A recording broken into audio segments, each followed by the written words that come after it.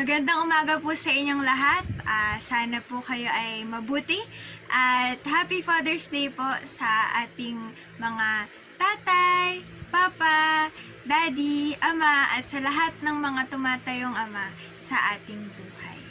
At salamat din po sa ating Diyos na siyang ating ama. Kahit na nahihirapan tayong magtiwala sa Kanya, ay alam po natin na mahal niya tayo at di niya tayo pababayaan. May mga pagkakataon po na nabubulag po tayo ng mga pagsubok at hindi natin nakikita yung Kanyang pagmamahal ng ating Diyos. Ngunit maganda pong alalahanin na napagtagumpayan na po ng ating Diyos yung pinakamatinding pagsubok at yun po yung kamatayan dahil sa ating mga kasalanan. At mahal na mahal tayo ng Diyos, kaya naman dumating si Jesucristo sa mundong ito at niligtas niya tayo mula sa kamatayan. At nang tanggapin natin si Kristo sa ating buhay, tayo ay naging mga anak ng Diyos. At sabi nga po sa unang Juan, 3 verse 1, first part A, tingnan niyo kung gaano kalaki ang pag-ibig sa atin ng Ama. Tinatawag tayong mga anak ng Diyos at iyon ang totoo. Awitan po natin ang ating Diyos at pasalamatan siya sa kanyang nag-uumapaw na pag-ibig sa atin.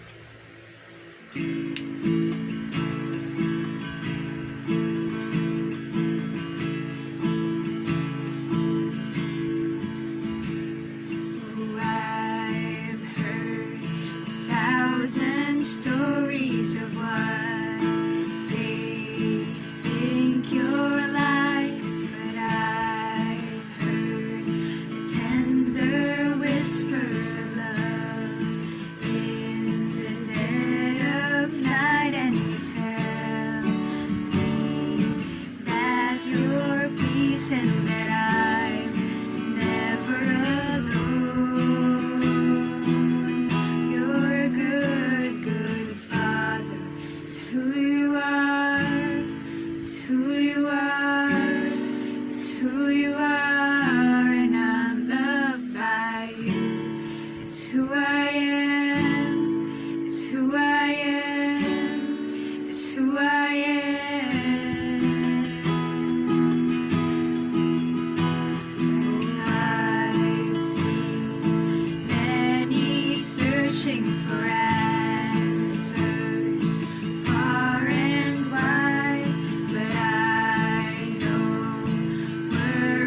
searching for answers. Only you provide, 'cause you know just what we need before we say a word. It's a good Father. You're a good Father. To you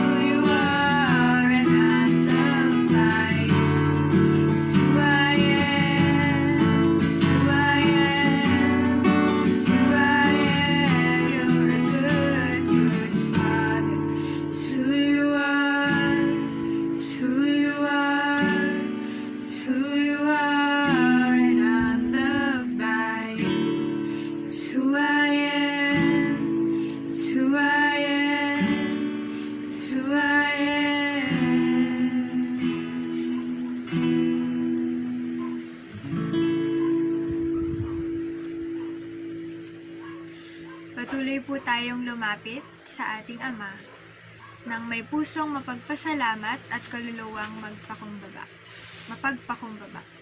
Tayo po ay lumapit bilang isang pamilya sa ating Ama sa isang panalangin.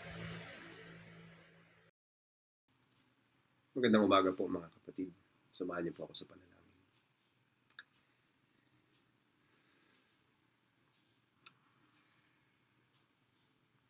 Ama, ikaw po na lumikha ng lahat ng langit at lupa.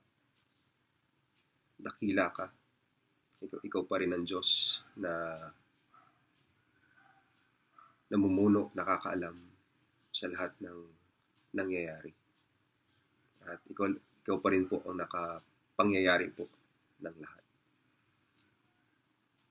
Lumalapit kami sa iyo ngayon dahil hindi po nagbabago yung puso, pag-ibig mo na meron sa amin. Salamat dahil kahit na pinili namin tumilikod sa iyo, sa aming kasalanan ay inibig mo pa rin kami. Inibig pa rin ang mundo, kaya binigay mo ang kaisa-isa mong anak, ang Panginoong Jesus. At upang ang sino mang sumampalataya sa Kanya hindi mapahamak, kundi magkaroon kami ng buhay na walang hanggan, relationship sa iyo, at tawagin pong mga anak mo. Lumalapit kami sa iyo ngayon dahil sa mayamang biyaya na yun.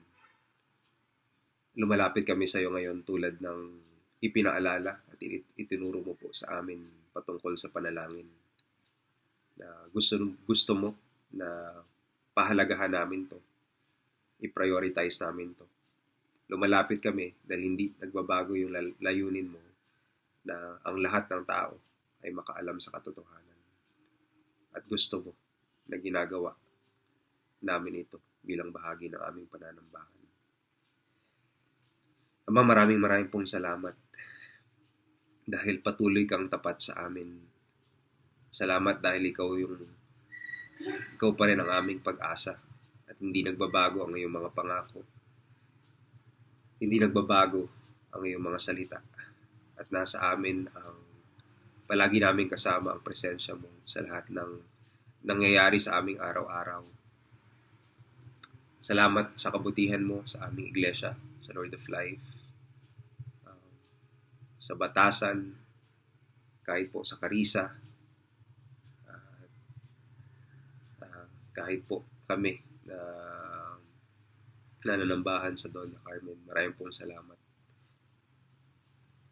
Patuloy po namin, Panginoon, na tinataas ang aming iglesia sa inyo. Kayo po ang patuloy na mamuno sa amin at mag-lead sa amin, mag-direct sa amin. Dinadalangin namin patuloy ang aming mga elders po at deacons na naglilingkod sa iyong church sa pamamagitan ng pamumuno. Patuloy mo silang samahan, gabayan, bigyan po ng wisdom. Lalo na po sa mga panahon na sila ay nagtitipon at kailangan gumawa ng mga desisyon. Gamitin mo sila para patuloy kaming i-lead, patuloy kaming i-shepherd, at bigyan mo sila ng wisdom lalo na po sa mga susunod na araw, linggo, buwan na kakaharapin namin ang new normal bilang isang iglesia. Patuloy mo po kaming bigyan ng biyaya, Panginoon, bilang magkakapatid sa pananampalataya. Ituro mo sa amin paano sa panahon ngayon, patuloy ng pandemya at lockdown, pwede naming ibigin patuloy ang bawat isa. Gawin mo kaming sensitive sa pangangailangan ng bawat isa, lalo na yung mga naghihirap sa amin at nangangailangan. Hinihiling po namin na kayo ang patuloy na mag-provide ng aming pangangailangan. At kung meron sa ilang mga kapatid namin na kinakailangan ng tulong gawin mo na tawagin yung aming atensyon at talagang ipakita yung pag-ibig sa kanila sa pamamagitan ng pagtulong. Ganun din po, kahit na matagal na kaming hindi nakakapagsama-sama physically, patuloy mo kaming pag-isahin bilang isang iglesia, bilang isang iyong katawan.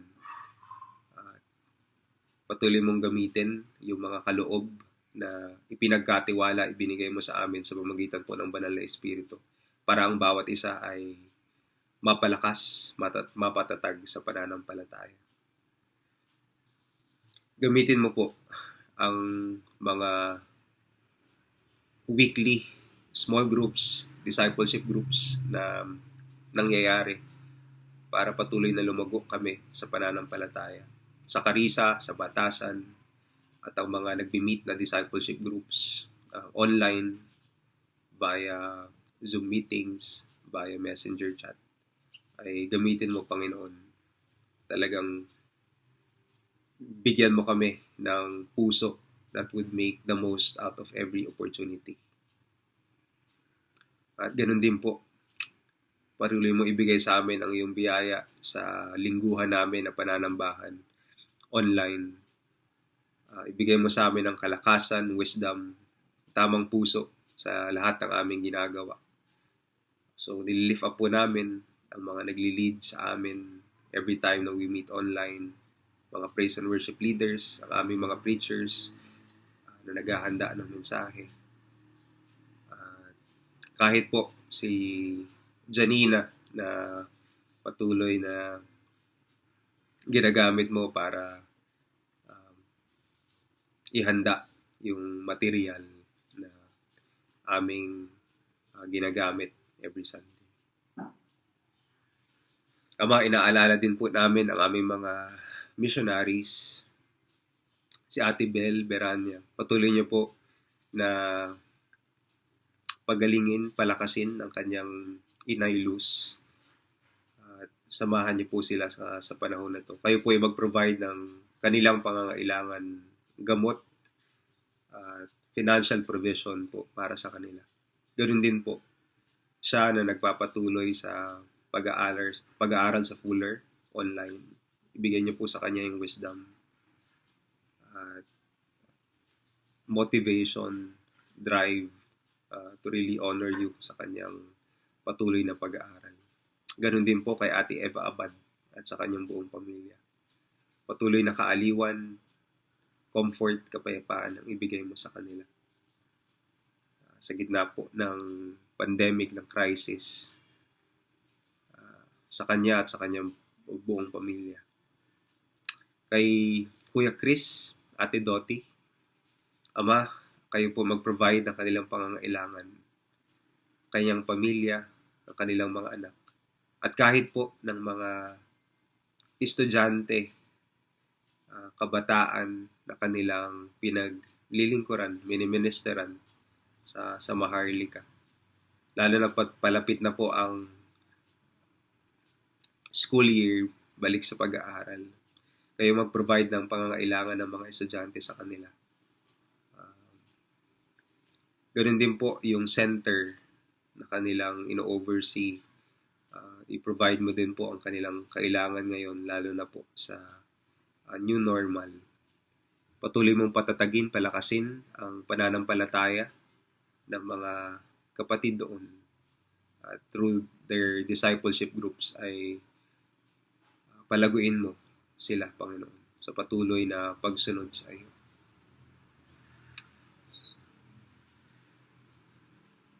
Ama, dinadalangin din po namin ang aming bansa patuloy sa iyo.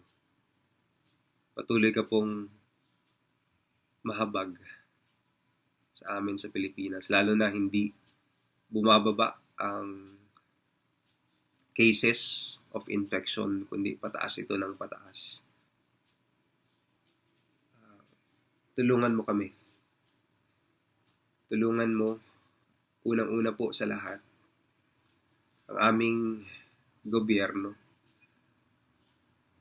pinamumunuan ng aming presidente, si President Duterte.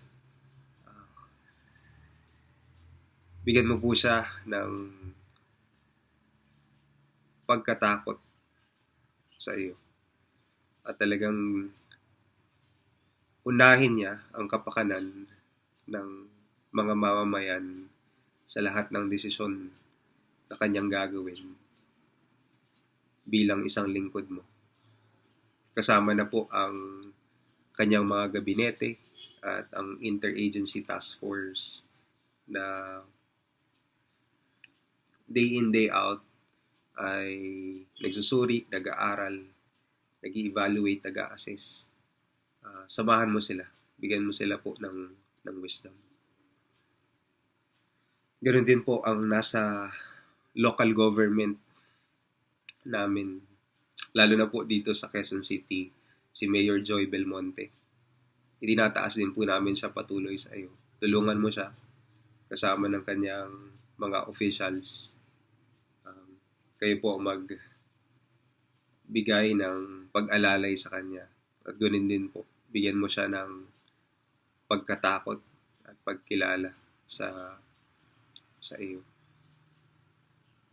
Ama, tulungan mo kami at mahabag ka po sa amin, sa nangyayari sa amin. Tulungan mo kami patuloy na ipanalangin ang aming government. Pero tulungan mo rin kami na ipanalangin ayon sa salita mo yung mga nangyayari. Lalo na po yung nangyayaring lantaran na kasamaan sa aming bansa. Patuloy mo ibigay sa amin yung pagtitiwala sa iyo na ikaw pa rin ang dakilang hukom na hatol sa lahat. Sa lahat ng masasama na nakikita namin ay may araw ng paghuhukom. Kaya dinadalangin namin, Panginoon, na huwag mo talagang hayaan ang kasamaan na manaig sa aming government at sa aming lipunan. Turuan mo kami bilang isang iglesia at pag-isahin kung paano ano yung nararamdaman mo sa mga nakikita mong kasamaan sa paligid namin. At ituro mo sa amin kung paano ito ipapanalangin. Ituro mo sa amin yung aming role at responsibility bilang isang church sa pagsasalita tungkol sa kasamaan. At yung puso patuloy na umiibig sa iyo, umiibig sa aming kapwa, sa lahat ng gagawin namin na pagsasalita at action. Dinadalangin namin din po patuloy ang ongoing na research, pag-aaral to come up with a vaccine. Alam namin, Panginoon, na maraming vaccines around the world ang nire-research. Sana po magkaroon na ng talagang safe at pwedeng ipangalap na vaccine na makakatulong po sa lahat, hindi lang po sa Pilipinas. Patuloy mo pong palakasin ang loob ng aming mga frontliner. Ikaw po ang magbigay sa kanila ng kaaliwan. Lalo na po ang aming mga medical personnel, ang mga nagtatrabaho sa ospital, mga doktor, mga nurses, mga medical technologists, lahat po sila. Bigay mo po yung kalakasan sa kanila sa patuloy nilang pakikibaka araw-araw upang tulungan yung mga may sakit. Kaaliwan din po patuloy sa mga kababayan namin na infected, nasa ospital ngayon, physically isolated mula sa kanilang mga pamilya. Kagalingan po ang ipinapanalangin namin sa kanila. Higit na kagalingan ay sana makakilala po sila sa iyo at gamitin mo tong kanilang pinagdadaanan para makilala ka nila.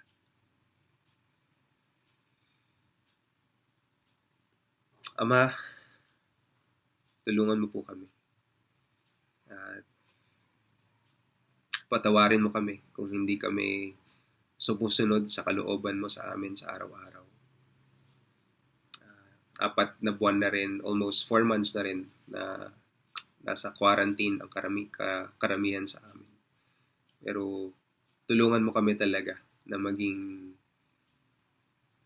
wise, not unwise sa paggamit ng aming mga oras, aming mga araw. Patuloy mong ipahayag ang iyong kalooban sa amin at tulungan kami talaga na sumamba sa iyo sa espiritu at sa katotohanan. Maraming pong salamat dahil pwede kaming lumapit sa iyo. Maraming salamat dahil itinuring mo, tinatawag mo kaming mga anak dahil kay Jesus Christ. Lahat po to ay nilalapit namin sa iyo at ibinibigay sa iyo ang papuri, pasasalamat at kalwalhatian. Lahat po to pinapanalangin namin sa pangalan ni Jesus. Amen. Ang ating mapagmahal na Diyos, ang ating Ama na siya ring matatag na muog na pumaprotekta sa atin. Sa piling po niya, tayo ay ligtas. At kung tayo ay nagpapasakop sa Kanya, hindi po tayo mapapahamak. Siya ay mapagkakatiwalaan, siya ay dakila at makapangyarihan. Sabi nga po sa awit 91, verse 1 to 2, siyang naghahangad ng pagkupkop ng kataas-taasan at nananatili sa pagkalinga ng makapangyarihan ay makakapagsabi kay Yahweh, muog ka't kanlungan, ikaw ang aking Diyos, ang Diyos na tangi kong pinagtiwalaan.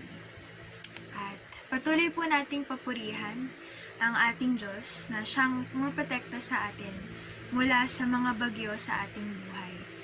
Mapa-mikrobyo man, mapadahil sa ulan, hagupit ng hangin, sa politikal na bagyo, tayo ay pinoprotektahan ng Panginoon. Siya ang ating tahanan at kanlungan at sa piling niya, tayo ay ligtas.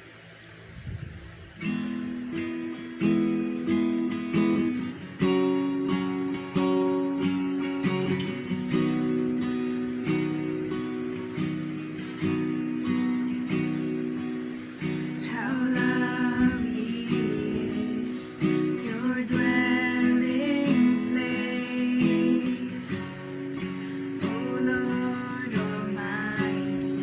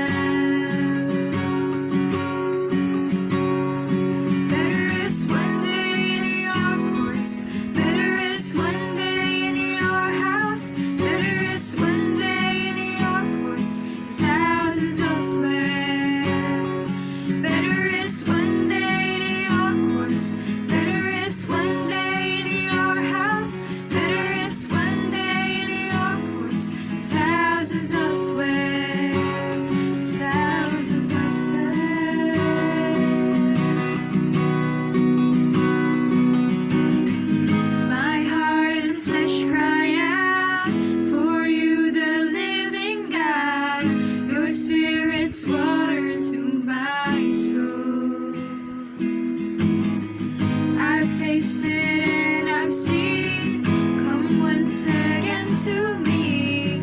I will draw near to you. I will draw near to you.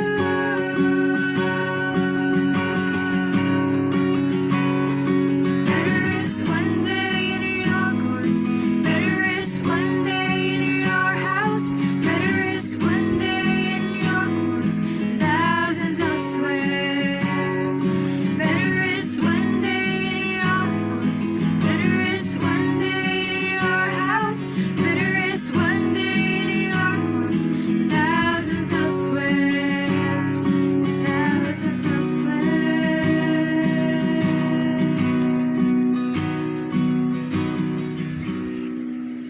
Patuloy po tayong umawit sa ating Diyos.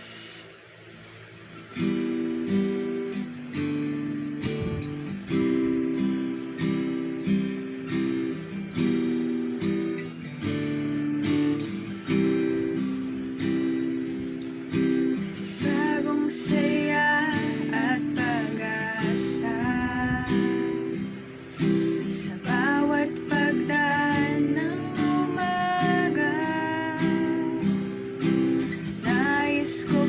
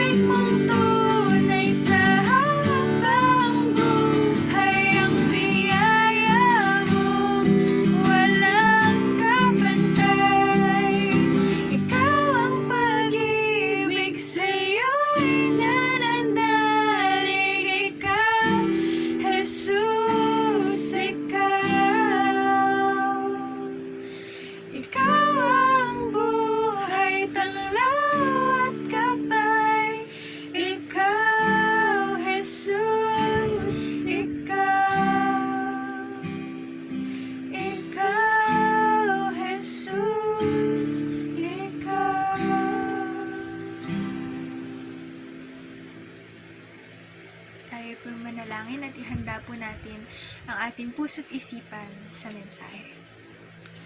Panginoon, ang aming dakilang Ama, ang aming kandungan, ang aming tahanan. Gawin niyo po kaming mga batang nakikinig sa inyong paanan, mga batang nagtitiwala sa inyo, mga batang ayaw mawalay mula sa inyo. Tunay nga po na ikaw ang aming kandungan ng aming tahanan at sa piling niyo kami ay ligtas. Tanggalin niyo po ang lahat ng humahadlang sa aming puso't isipan. Kami po ay lumapit sa inyo, Panginoon. Makinig po kami sa inyong mensahe. Gabayan niyo po ang aming mensahero at kayo po ang magbigay sa kanya ng karunungan. Bigyan niyo po kami ng kapayapaan.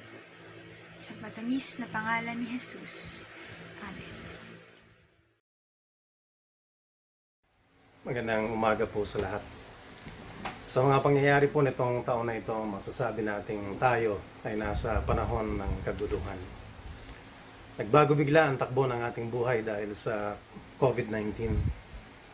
Magulo din dahil maraming kakulangan sa pag-handle ng ating pamahalaan sa mga pangangailangan ng bansa para harapin ang COVID-19. Malamang, marami din sa atin na may bahid ng takot sa araw-araw na ating paggalaw dahil dito sa COVID-19 at sa mga ibang bagay pa na nakikita natin. Nakikita natin ang ating mga namumuno ay makasarili. Nakikita natin ang pagpapatupad ng batas ay may kinikilingan. Nakikita natin na ang kapakanan ng mga banyaga ay mas inuuna pa kaysa sa mga sariling mamamayan. Ngayon naman, mayroong batas na itinutulak na may bantang maglilimita sa kalayaan ng mga mamamayan na maghayag ng damdamin at opinyon. Pero wala pong marahil sa kalingkingan ang kaguluhan na ating nararanasan ngayon sa kaguluhan sa lipunang ginalawan ni Nahum na mayakda ng aklat na titingnan natin ngayong araw na ito. Si Nahum ay propetang taga-Juda noong panahon na ang hari ng Juda ay si Manasseh. Ayon sa 2 Kings 21 at 2 Chronicles 33, isa sa pinakamasamang hari ng Juda si Manasseh. Siya ay sumamba sa mga Diyos-Diyosan at umusig sa mga tapat kay Yahweh. Sa panahon din ng kanyang pamumuno, ang Juda ay nasa ilalim ng impluwensya ng Assyria. Ang Juda ay nagbabayad ng buwis sa Assyria at ang kanyang foreign policies ay naayon sa dikta ng Assyria. Sa panahon ni Nahum, ang Assyria ay nasa rurok ng kanyang military power at yaman. Ngunit patuloy pa rin itong pinapalawak ang kanyang nasasakupan. Kilala ang mga Assyrian sa kanilang pagiging mayabang at palalo. Mga 150 years earlier, sa time ni Nahum, si Jonah, na isa ring propeta, ay inutusan ng Diyos na pumunta sa Ninive, ang capital ng bansang Assyria, upang ihayag niya na merong darating na kaparusahan sa kanilang bansa dahil sa kanilang kapalaluan. At sa pangunguna ng hari ng Assyria, tinanggap ng mga taga Ninive ang pabalang dala ni Jonah. Ang mga taga Ninive ay sumampalataya kay Yahweh. Sila ay nagsisi, nag-ayuno, nanalangin, at tumalikod sa kanilang masasamang gawain. kinahabagan sila ng Diyos at hindi ituloy ang pagparusa sa kanila. Ngunit madali rin silang nakalimot. Sila ay bumalik sa mga dating gawi. Sinakop nila ang bayan ng Diyos, ang Northern Kingdom, ang Israel. At sa panahon ni Nahum, ang Southern Kingdom, ang Judah, ay kanilang patuloy na ginigipit. Ay sinulat ang Nahum upang ipaalam sa mga taga Ninive ang matinding hatol ng Diyos sa kanilang bansa. Isang hatol na hindi na mababago at tiyak na darating. Pakinggan po natin, ito ang sabi ng verse 1 sa chapter 1 ng Nahum. Ito po yung opening verse. Verse 1. Ang aklat na ito ay naglalaman ng mga pahayag ni Yahweh patungkol sa Ninive sa pamamagitan ni Nahum na isang taga-Elcos. Ang aklat po ng Nahum ay naglalaman ng pahayag ni Yahweh patungkol sa Ninive.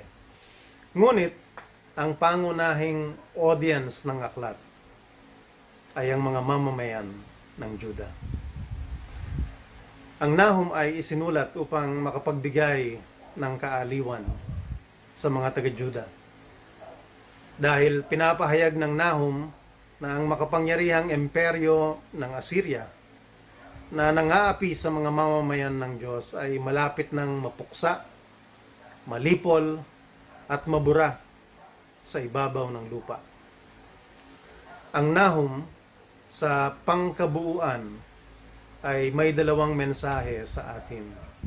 Una, ang mga palalo at mapangapi ay hahantong sa mapait na katapusan. At pangalawa, ang mga tapat sa Diyos ay makararanas ng kanyang pag-iingat at kabutihan. Sa verses 2 and 3 ng chapter 1, ipinahayag ni Nahum na ang Diyos ay isang mapanibughuing Diyos na napopuot at nagpaparusa sa mga kumakalaban sa Kanya at tiyak na mananagot ang sinumang sa Kanya ay kumalaban. Ngunit si Yahweh ay hindi madaling magalit. Sa verses 3 to 6, isinalarawan ni Nahum ang makapangyarihang Diyos. Pero katapat ng kasiguruhang pupuksain ng makapangyarihang Diyos ang mga kumakalaban sa Kanya, ay ang mga katotohanang inihayag ni Nahum sa verse 7 na siyang tututukan natin ngayong umaga. Ito po ang verse 7. Pakinggan po nating mabuti. Verse 7.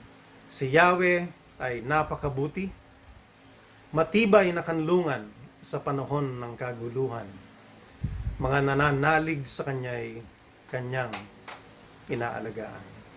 Sa NIV, ito po yung verse 7, The Lord is good, a stronghold in the day of trouble, and He knows those who take refuge in Him. Inihayag ni Nahum ang mga katotohanan ito para sa mga taga-Juda. Ngunit ang mga katotohanan ito ay para rin sa atin sa panahong ito. Para sa ating iglesia at para sa lahat ng mga tao. Ipanalangin natin ngayon na marinig natin ng lubos ang mensahe ng Diyos para sa ating lahat ngayong araw na ito. Manalangin po tayo sandali. Panginoon, maraming salamat po sa iyong biyaya sa amin. Ikaw, Panginoon, na sa kahit na anong panahon ay nais na mangusap sa amin. Pahintulutan mga Panginoon na ikaw ay marinig namin, ikaw ay maunawaan namin, at ang mensahe mo ay tanggapin namin at isabuhay namin. Be with us, Lord. In Jesus' name. Amen. Ito pong panahon ng COVID-19 at mga iba pa pong mga pangyayari sa paligid natin, kailangan po nating marinig ang mensahe ng Diyos sa atin mula sa Aklat ng Nahum, sa verse 7 in particular. Ipinahayag ni Nahum na sa gitna ng kaguluhan, ang Diyos ay mabuti. At si Jesus din mismo, di po ba, sa Mateo 19:17 ay nagsabing mabuti ang Diyos. At tayo po ba, kailan natin nasasabing mabuti ang Diyos? Madaling magsabi na ang Diyos ay mabuti kung nakukuha mo ang mga gusto mo. May promotion ka sa trabaho, malusog ang iyong pangangatawan, nag-graduate ang anak natin, nakabili tayo ng gusto nating bilhin, ng anak ng maayos si misis, o kung ano pa man na nakapagbibigay ng ngiti sa ating mga labi. So, madali pa bang magsabi na mabuti ang Diyos kung wala kang pera? O natanggal ka sa trabaho? Kung may nagkasakit sa pamilya o naaksidente sa pamilya, masasabi pa rin ba nating mabuti ang Diyos?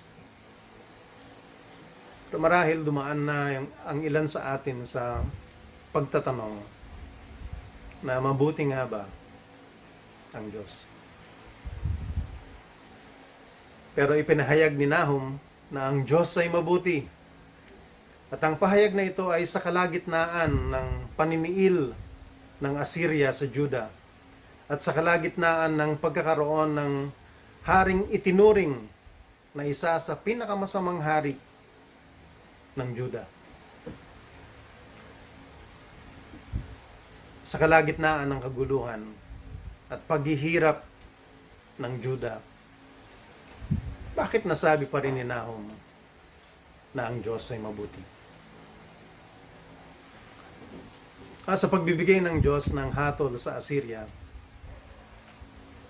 pinapaalala ng Diyos sa mga taga-Juda na may Diyos na siyang may kapamahalaan sa lahat ng nangyayari. At ang kapamahalaan ay wala sa mapaniil at palalong Assyrians at wala sa kanilang masamang hari na si Manasseh. Ang pagbibigay ng Diyos ng hatol sa Assyria ay pagpapaalala din sa mga taga-Juda na sila ay mga mamamayan ng Diyos. Pero sila ay pinaparusahan niya dahil sila ay lumayo sa Kanya. Naipahayag ni Nahum na ang Diyos ay mabuti dahil ang Diyos ay hindi madaling magalit. Nandun ito sa verse 3. Kung kaya, nabibigyan ng pagkakataon ang mga nagkakasala na magsisi, tumalikod sa pamumuhay na makasalanan, at manumbalik o tanggapin ng Diyos bilang Diyos ng kanilang buhay. Bukod sa pagsamba sa mga Diyos-Diyosan, ang isa pang kasalanan ng Juda ay ang pagdepende para sa kanyang seguridad sa ibang bansa. Hindi sila dumepende kay Yahweh.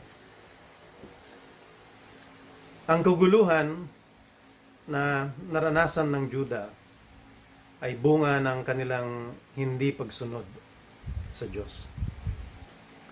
Ang kaguluhang naranasan nila ay pagpapaalala ng Diyos sa kanila na nais ng Diyos na sila'y manumbalik sa Kanya.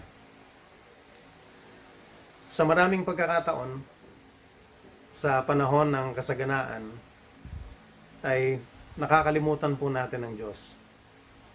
Pansinin lang po natin sa ating pananalangin sa hapagkainan sa panahon ng kasaganaan.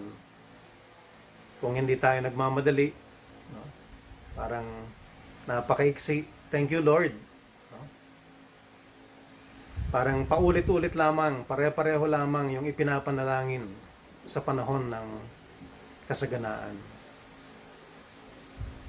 Yun na lamang nakasanayan, yun na lamang ang panalangin. Hindi galing sa puso. Ano na lang,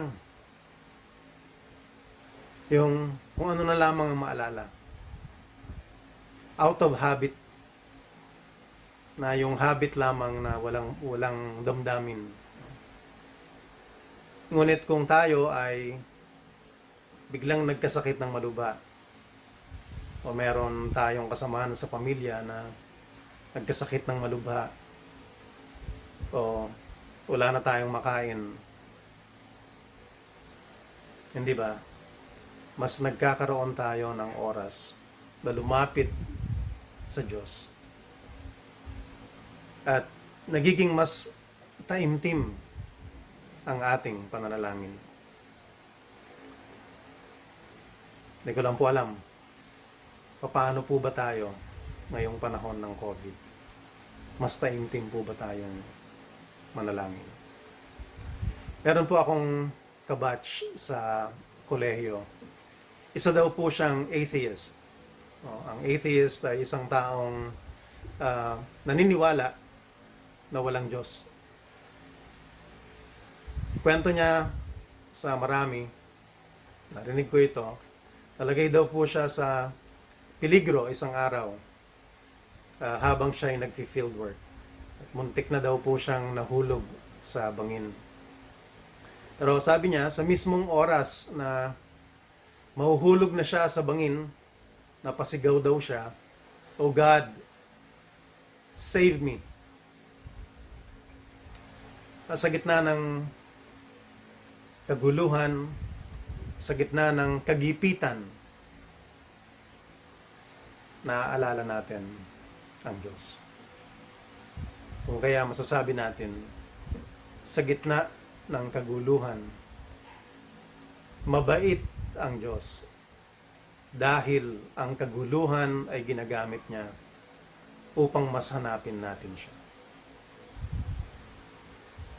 Mabuti ang Diyos dahil ang kaguluhan ay pagtawag ng Diyos ng ating atensyon. Una, na may Diyos. Na may Diyos na may kapamahalaan sa lahat. Na may Diyos na nakakaalala sa atin. Na may Diyos na sumusupil sa mga palalo. Na may Diyos na nag-iimbitang bumalik sa Kanya ang mga Kanya. Na ang Diyos, na may Diyos na nag-iimbita sa lahat na magpasailalim sa Kanya. Ang COVID-19 ay isang paalala sa atin na ang kapayapaan sa puso at isip ng tao ay hindi dapat nakasalalay sa kaalaman at kakayanan ng tao. Hindi sa teknolohiya, hindi sa mga namumuno sa bansa o sa mundo, kundi sa kabutihan ng Diyos na sa gitna ng kaguluhan ay tumatawag sa atin upang tayo ay lumapit at magtiwala sa Kanya. Ipinahayag ni Nahum, sa gitna ng kaguluhan, ang Diyos ay mabuti. Bahagi ng pagiging mabuti ng Diyos sa gitna ng kaguluhan ay ang Kanyang pag-iimbita sa lahat na siya ay gawing kanlungan. Ang sabi po sa verse 7, si Yahweh ay matibay na kanlungan sa panahon ng kaguluhan. Sa New King James Version at sa iba pang translations, ganito po ang pagkakasabi sa verse 7, the Lord is good, a stronghold in the day of trouble, and He knows those who take refuge in Him. Ang refuge o kanlungan ay isang lugar o isang kalalagayan, condition, na nagbibigay ng lukob o kaligtasan sa isang tao mula sa mga tumutugi sa kanya o sa panganib o sa kaguluhan.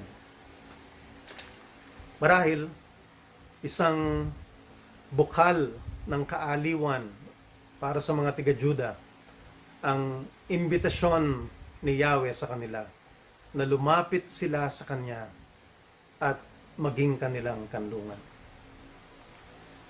Sa kalagitnaan ng kaguluhan, ang Diyos ay mabuti dahil nag-aanyaya siya na tayo ay lumapit sa Kanya at siya ang ating maging kanlungan.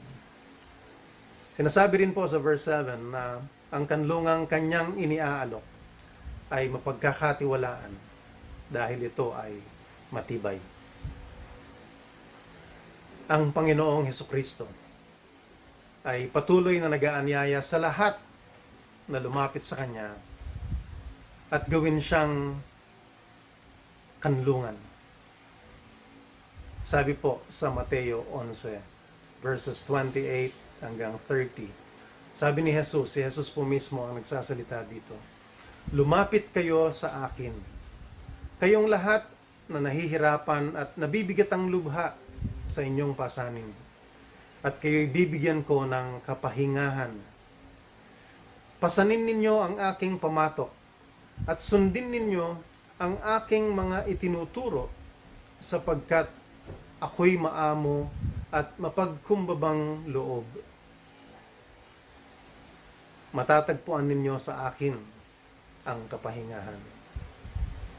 Sapagkat madaling dalhin ang aking pamatok at magaan ang pasaning ibinibigay sa inyo." Ang imbitasyon pong ito ay makikita natin sa ibang anyo. Sa 1:3-16, John 3:16. Ito po ang sabi, "Sapagkat gayon na lamang ang pag-ibig ng Diyos sa sangkatauhan, kaya't ibinigay niya ang kanyang kaisa-isang anak upang ang sinumang sumampalataya sa Kanya ay hindi mapahamak, kundi magkaroon ng buhay na walang hanggan." Mabait ang Diyos. Dahil ang imbitasyong ito ay para sa lahat. Ang kanlungang Kanyang iniaalok ay kanlungang magliligtas sa naitakda ng kaparusahan sa mga nagpapatuloy sa pagsuway at paglaban sa Kanya.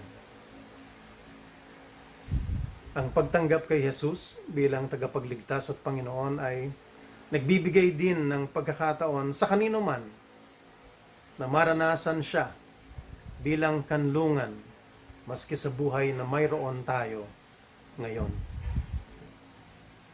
Sa gitna ng kaguluhan, maaaring magkaroon tayo ng kapayapaan sa puso at isip kung nasa atin si Jesus.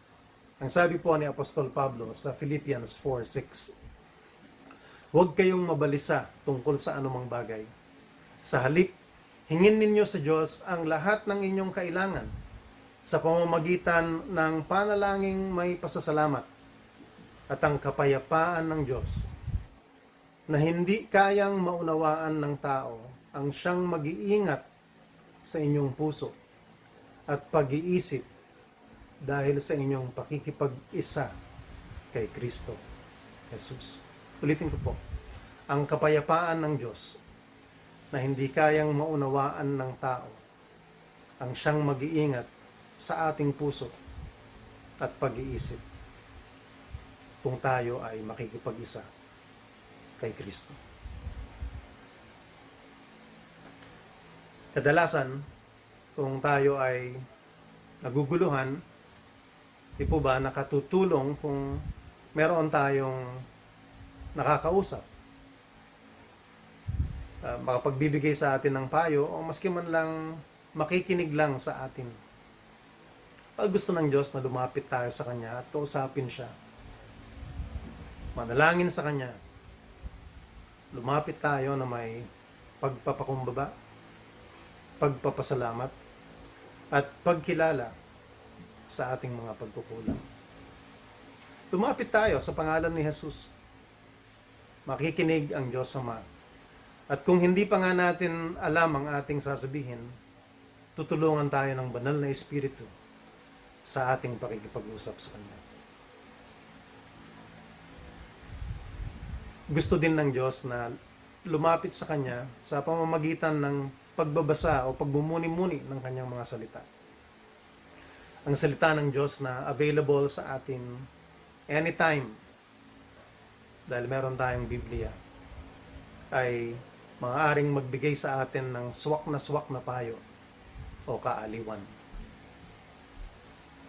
Sabi nga po sa 2 Timothy 3:16, ang lahat ng kasulatan ay kinasihan ng Diyos at nagagamit sa pagtuturo ng katotohanan, sa pagtatama sa maling katuruan, sa pagtutuwid sa likong gawain, at sa pagsasanay para sa matuwid na pamumuhay. Kaya lang, sa ating paghingi ng payo, kung minsan, ang gusto lang nating marinig ay yung gusto nating gawin. At ganun din tayo sa salita ng Diyos. Maski malinaw ang itinuturong dapat gawin, tinatanggihan natin ito dahil hindi ito yung gusto nating mangyari. May katawan din po ang Panginoong Hesukristo dito sa mundo na maaari nating lapitan. Ang iglesia ay binuo ni Jesus upang maging kanlungan, lalong-lalo na sa panahon ng kaguluhan. Ang iglesia ay kumakatawan sa Panginoong Hesukristo. Ang kanyang inaasahan ay ang kanyang iglesia ay magsisilbing daluyan ng kanyang pagkalinga at pagmamahal sa mga kaiglesia at sa mga nasa labas ng iglesia. Ang bawat isa sa iglesia ay kumakatawan sa Panginoong Hesukristo. Kanyang inaasahan na ang bawat isa ay nagsisilbing daluyan ng kanyang pagkalinga at pagmamahal sa mga taga-iglesia at sa mga nasa labas ng iglesia. Hindi magagampanan ng iglesia ang kanyang layunin kung ang mga nasa iglesia ay hindi namumuhay ayon sa nais ni Jesus. Mahirap man para sa atin na magkita-kitang personal. Gamitin natin ang group chat sa Messenger upang makipag-update sa isa't isa.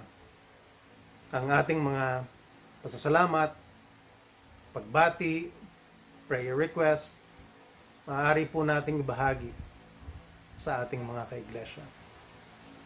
Magagampanan ng iglesia ang bahagi ng kanyang layunin sa ganitong paraan. Ang iglesia ay maaaring maging mabisa at matibay na kanlungan dahil ang Diyos ay ang ating ganap na kanlungan. Sa gitna ng kaguluhan, mabuti ang Diyos dahil siya ay nag-iimbitas na siya ay gawin nating kanlungan. Maaring sa maraming pagkakataon, hindi nagagampanan ng iglesia ang kanyang layunin. Dahil hindi ito alam or hindi alam ng mga nasa iglesia ang pangangailangan ng mga nasa iglesia. Pero alam po nyo, ang Diyos, alam niya kung ano ang kailangan ng lumalapit sa Kanya. Dahil nakikilala niya ang mga lumalapit sa Kanya. Sa New King James Version at sa iba pang translations, ang verse 7 ay mababasang ganito, the Lord is good, a stronghold in the day of trouble, and He knows those who trust in Him. Ang sabi ng Panginoong Hesukristo sa John 10:27, nakikinig sa akin ang aking mga tupa. Nakikilala ko sila at sumusunod sila sa akin. Sa gitna ng kaguluhan, mabuti ang Diyos dahil kilala niya ang mga lumalapit sa Kanya at sila ay Kanyang inaalagaan. Kilala ng Diyos ang mga lumalapit sa Kanya, kaya alam niya kung ano ang kailangan nila. Kung kaya sinabi sa Nahum, verse 7, si Yahweh ay napakabuti, matibay na kanlungan sa panahon ng kaguluhan, mga nananalig sa Kanya ay Kanyang inaalagaan. Inihayag ni Nahum sa mga taga-Juda na kilala niya kung sino ang mga tapat sa Kanya. Sinasabi rin nito na kilala rin ng Diyos ang mga hindi tapat at kumakalaban sa Kanya. Ipinahayag rin ni Nahum na alam ni Yahweh ang kalalagayan ng bawat natitirang tapat sa Kanya.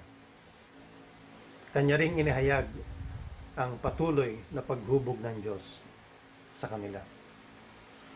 Ang lahat ng katotohanan ito ay para din sa atin. Kilala niya kung sino ang mga tapat sa Kanya. Alam ni Yahweh ang kalalagayan ng bawat isa sa atin. Patuloy tayong hinuhubog ng Diyos upang tayo ay mapatatag, makatulong sa nahahapis at maging katulad ni Jesus. Sabi po sa 2 Corinthians 1 verse 3, purihin natin ang Diyos at Ama ng ating Panginoong Hesukristo, ang mahabaging Ama at Diyos na pinagmumulan ng lahat ng kaaliwan. Inaaliw niya tayo sa ating mga kapighatian upang sa pamamagitan ng kaaliwang tinanggap natin sa Kanya ay makatulong naman tayo sa mga nahahapis. Walang sinasayang na pagkakataon ng Diyos upang tayo ay bigyan ng pagkakataon na makapaglingkod sa iba kung kikilalanin at tatanggapin natin ang kaaliwang ng gagaling sa Kanya sa panahon ng ating paghihirap, kaguluhan o paghihinagpis. Ang sabi po sa Santiago 1:2, mga kapatid, magalak kayo kapag kayo'y dumaranas ng iba't ibang uri ng pagsubok. Dapat ninyong malaman na napatatatag ang ating pananampalataya sa pamamagitan ng mga pagsubok. At dapat kayong magpakatatag hanggang wakas upang kayo'y maging ganap at walang pagkukulang. Sa panahon ng kaguluhan, pinapatatag tayo ng Diyos sa ating pananampalataya. Dahil ang mga panahon ng kaguluhan ay mga pagkakataon ng pagsunod sa Kanya. Sa mga panahon ng kaguluhan, sa maraming pagkakataon, may Bible verse o verses na nakakapagpagaan ng kabigatan ng damdamin. Nahihirapan ako kung hindi ko maunawaan ang mga nangyayari sa buhay ko. Nakakatulong kung iniisip kong may purpose ang Diyos sa lahat ng nangyayari sa akin. Ang mga verses na ito ay nakakatulong sa akin at marahil sa inyo rin. Proverbs 3 verses 5 to 6. Trust in the Lord with all your heart and do not depend on your own understanding. In all your ways acknowledge Him. Ito po, pakinggan po ninyo. And He will make your paths straight. Hindi natin naunawaan ang nangyayari sa atin. Magtiwala tayo sa Kanya. Sundin natin Siya. At gagabayan niya tayo sa ating pamumuhay. Sabi po sa Romans 8:28, alam nating sa lahat ng bagay ay gumagawa ang Diyos para sa ikabubuti ng mga nagmamahal sa Kanya. Silang mga tinawag ayon sa Kanyang layunin.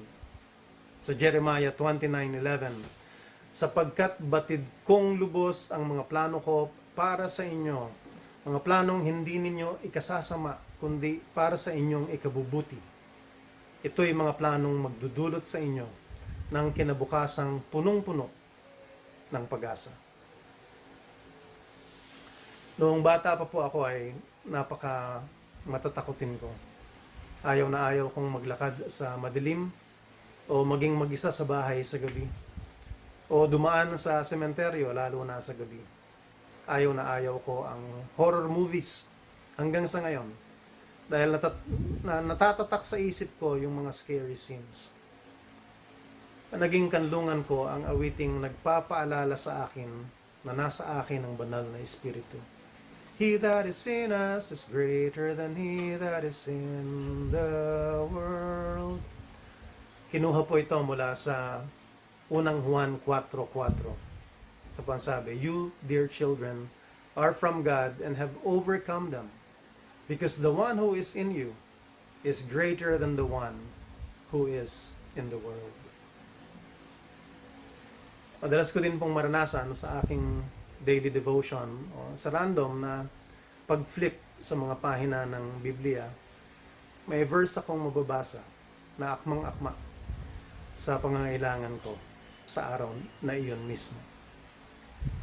Maraming paraan na maaari nating maranasan ang kanlungan ng Diyos sa pamamagitan ng pananalangin, sa pag-recall ng Bible verses, o paglapit sa kapatid sa pananampalataya o sa iglesia. Sa gitna ng kaguluhan, mabuti ang Diyos dahil kilala niya ang mga lumalapit sa Kanya at sila ay Kanyang inaalagaan. Kung gusto nating sa panghabang panahon ay nasa kanlungan tayo ng Diyos, kailangan natin si Jesus dahil siya lang ang daan patungo sa Diyos Ama. Sa gitna ng kaguluhan, mabuti ang Diyos dahil pinapaalala niya sa atin na may Diyos na may kapamahalaan sa lahat ng nangyayari. Pinapaalala niya sa atin na siya'y nag-aanyaya sa atin at sa lahat na siya ay gawing kanlungan. Mabuti ang Diyos dahil kilala niya at Kanyang inaalagaan ang mga lumalapit sa Kanya. Hindi nababago ng personal o family o community o national o global circumstances ang katotohanang mabuti ang Diyos. Mabuti ang Diyos dahil siya ay nagbigay ng paraan upang maging bahagi ang isang taong sumusuway sa Kanya, isang taong kumakalaban sa Kanya, na maging bahagi ng Kanyang kapamilya at matawag siyang Ama sa pamamagitan ni Kristo Jesus na namatay sa krus para sa kabayaran ng ating mga kasalanan. At ang pagtanggap sa ginawa ni Jesus sa krus para sa atin, pagtanggap sa Kanya bilang tagapagligtas at Panginoon, ay sapat na upang mabura sa listahan ng Diyos Ama ang mga kasalanang ating nakamit o ginawa, ginagawa at gagawin. At tayo'y mapapasama sa Kanyang pamilya.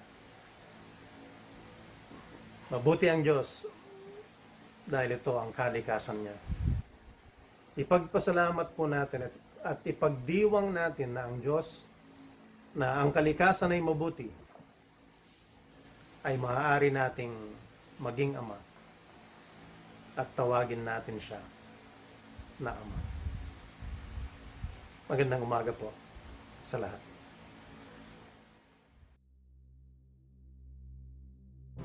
Maaari na po nating i-deposit ang ating mga offerings at tithes sa ating LOLCF bank accounts sa pamamagitan ng online transactions. Para po sa Bank of the Philippine Islands o BPI, ang ating account name ay Lord of Life Christian Fellowship of Quezon City, Inc. At ang ating account number ay 228-3100831. Para naman po sa Banco de Oro o kaya naman ay BDO, ang ating account name ay Lord of Life Christian Fellowship of Quezon City, Inc. At ang ating account number ay 0022-102-92774. For offerings with specific purpose, maaari po nating i-email ang kopya ng ating deposit slip o kaya naman ay screenshot ng ating transaction at ilagay kung para saan ito sa email bago isend sa lordoflifecf@yahoo.com. Magkakaroon po tayong muli ng online worship service sa susunod na linggo ng 9 o'clock ng umaga dito po sa ating official Facebook page, facebook.com/LOLCFofficial. Happy Father's Day po sa lahat ng ating mga ama, papa, tatay at daddy. Sabi nga po sa Deuteronomy 31:6, "Be strong and courageous, do not be afraid or tremble in dread before them, for it is the Lord your God who goes with you. He will not fail you or abandon you." Happy Father's Day po! Mahal na mahal namin kayo! Maligayang kaarawan po sa mga sumusunod.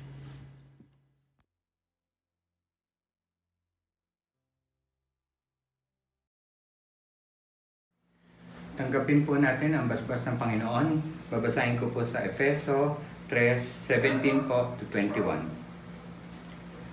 Naway manatili si Kristo sa inyong mga puso sa pamamagitan ng inyong pananalig sa Kanya. Dalangin ko na ang lahat ng inyong gawain ay naguugat sa pag-ibig upang lubusang maunawaan ninyo kasama ng mga hinirang ng Diyos kung gaano kalawak, gaano kahaba, gaano kataas at gaano kalalim ang kanyang pag-ibig. At naway malaman ninyo ang buong pag-ibig ni Kristo na hindi kayang abutin ng pag-iisip upang kayo'y mapuspos ng kapuspusan ng Diyos. Sa Kanya na makakagawa ng higit pa kaysa maaari nating hilingin at isipin sa pamamagitan ng Kanyang kapangyarihan naghahari sa atin. Sa Kanya ang kaluwalhatian sa pamamagitan ng Iglesia ni Kristo Jesus, magpakailanman. Amen. Maraming salamat. Magandang umaga po sa inyo lahat. Bago po tayo virtually maghiwa-hiwalay, baunin po natin sa ating mga puso ang Psalms 27:4-5. Sabay-sabay po nating basahin at gawin po natin itong panalangin. Psalms 27:4-5.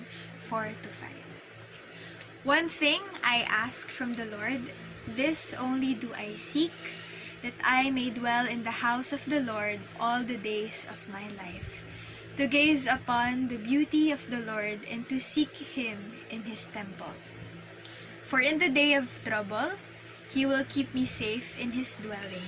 He will hide me in the shelter of His sacred tent and set me high upon a rock.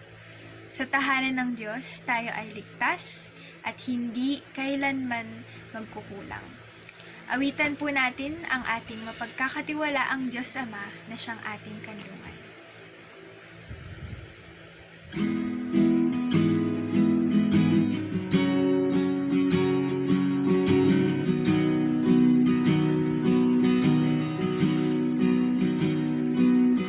How lovely is your dwelling place, O Lord Almighty.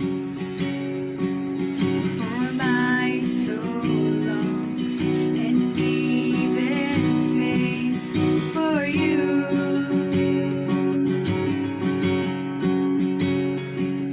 For here my heart is satisfied within your presence.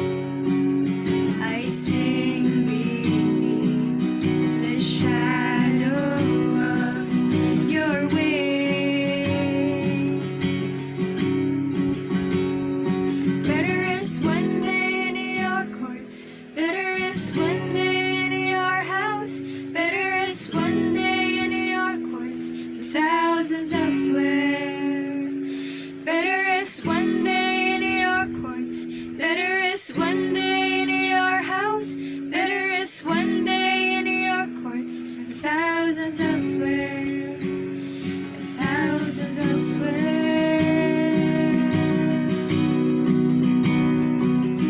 One thing I ask, and I would seek to see your